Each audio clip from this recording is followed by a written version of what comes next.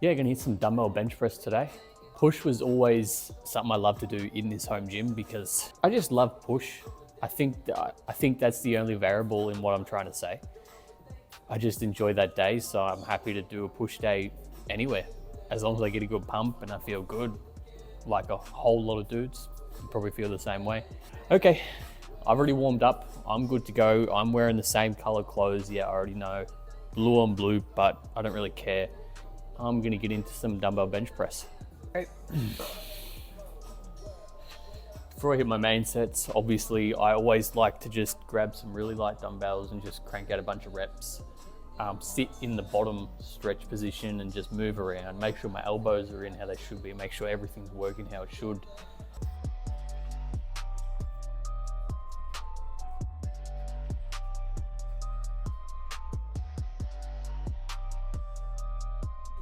Alexa, turn the volume down. More. Fucking Alexa. I've run into an issue recently with my pressing where I've got a lot of tension on my collarbone in my right side. That's something completely new. I really haven't had a whole lot of that. I don't know if it's the way I'm sleeping or something's changed, but I have noticed when I started lifting, I was just pushing weight for the sake of pushing weight, for ego, to look stronger, to impress people, to impress girls in the gym. And then never speak to those girls, obviously.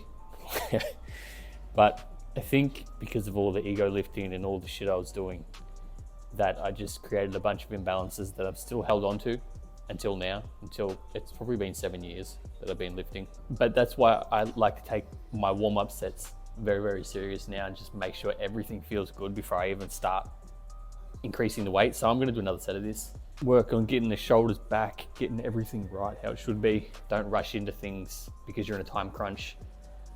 Always take your time to just make sure everything feels good and then you move on.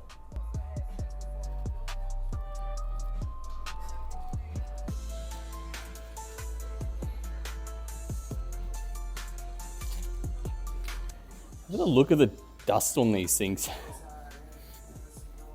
Have a look at the dust on that. Hell, I haven't used these in a while. This isn't just the weight, this is just a testament to how much I actually use this gym.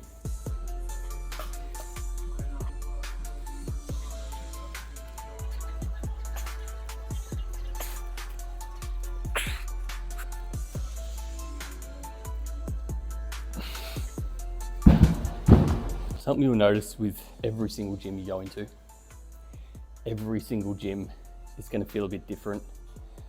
I could press 30 kilo dumbbells here for 10 reps, but then I could go to a different gym, any other gym, and I can only press it for 5. Dumbbells are different size, the handles are different size. They're thicker, they're longer, they're shorter. The benches are higher or lower or longer, have less padding. There's so many variables with everything.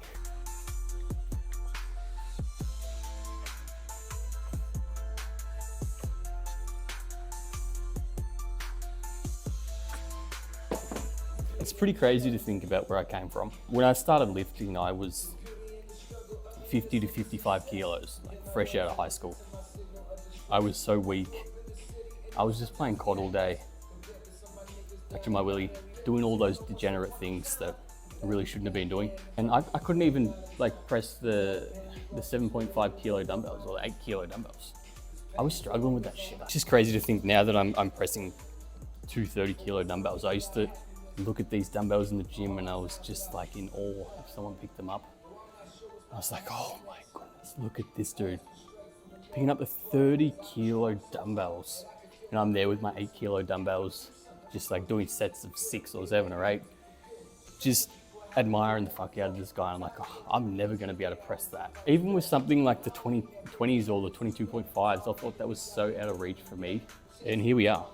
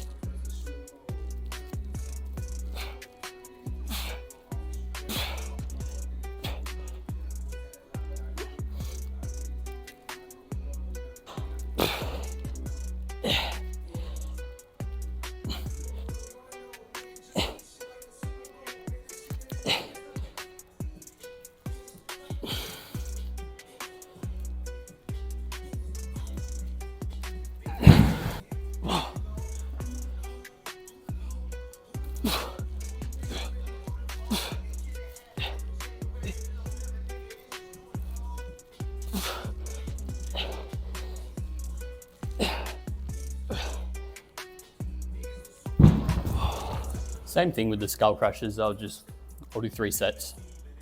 On the 3rd set, I'll drop it back, I'll take a bit of weight off, do a superset.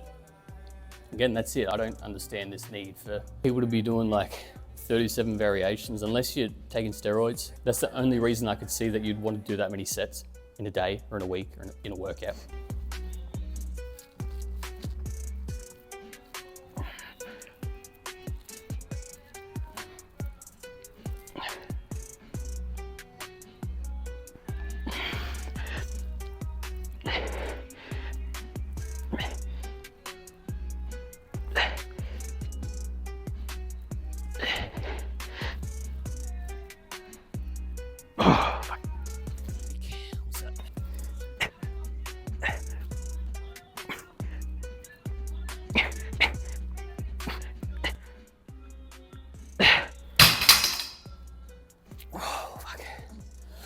Oh, that was a good set. Skull crushers, really, they are the bee's knees. I cannot stress enough how good skull crushers are. You're a complete novice and you think, I want to try skull crushers. Maybe err on the side of caution. If you're working with a coach or whatever, it's probably fine. The reason I like it, generally you press back on a diagonal back that way, so you keep tension constantly on your triceps, because if you go from there and you go up to the top, then you're just losing all that tension because you're resting at the top. So you keep it back and just keep on cranking them out. But when you're done, just drop it behind you like I did. Just drop it behind. Not going to crush your skull. It's fairly safe as long as you're doing it right. I think it's the bee's knees. You'll notice that you really got to rotate exercises a whole lot when you're training because they get boring fairly quick. Eventually you're just going to get sick of it and you're going to want to do something else. And that's fine. Like me, I'll do tricep push downs for 2 months and then I'll swap it out for something else. And that way you keep it interesting for yourself and you don't hate coming into the gym. Obviously there's going to be days where you come into the gym and you hate it anyway, but you've got to do what you can to enjoy what you do. That's it.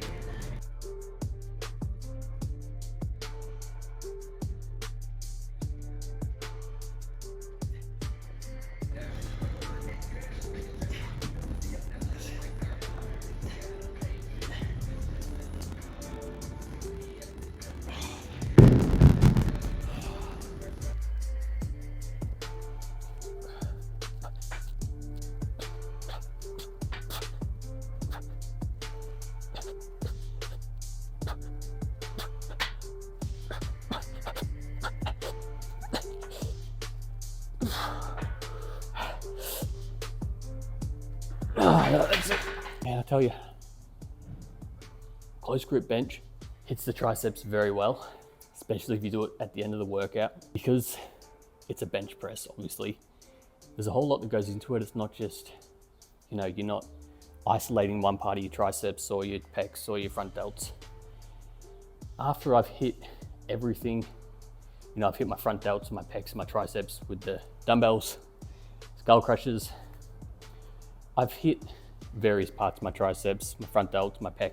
But with this, I'm just hitting everything again one more time, just to really get the most out of the workout. You can't not grow when you do something like that. So that's just the way I think of it. You always got to have some sort of finisher with your workouts. That's generally why I do push-ups at the end. I just crank out, 50, 60 push-ups, a 30-second rest. I might try this for a while. This is quite good.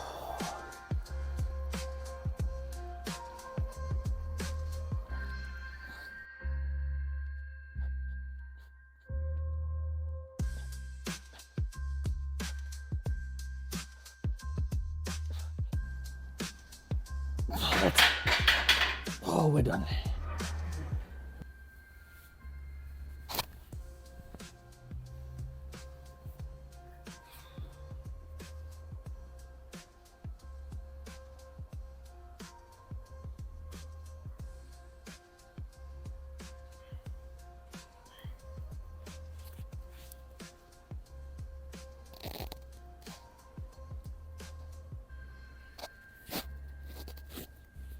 The reason I don't train my shoulders much at all is because when I'm boxing, I'm already hitting my shoulders, Boxing is absolutely killer for your shoulders. I remember my first, 5 sessions that I had boxing. and my shoulders were just burning the whole time. I definitely could still train shoulders and have bigger shoulders, obviously, but I don't really like training shoulders that much, to be honest. I have a lot of issues with my shoulders, all because of, like I said earlier, the form that I had when I was starting out. I was just lifting heavy weight for the sake of lifting heavy weight. I wasn't focusing on form or stretching or, looking at how I sit or recording myself to see how my form looks. I was just training. I was just lifting heavy. So I choose not to do it, and I just let the boxing do all the work for my shoulders. It's a whole lot of work to do, though. Just looking at myself, I know I could be so much better. Can't get caught up in that. Can't get caught up in the what ifs and I could look better. I could be doing this better. What if I done that? And all the regrets. Everyone has regrets. It doesn't matter what you do. There's people that travel the world and they follow their dreams, but everyone has regrets. Everyone has some sort of regrets. No one gets to the end of their life and they think, I have zero regrets. Everyone has regrets, bro. So just do what you can. Keep training hard. Keep working on yourself, obviously.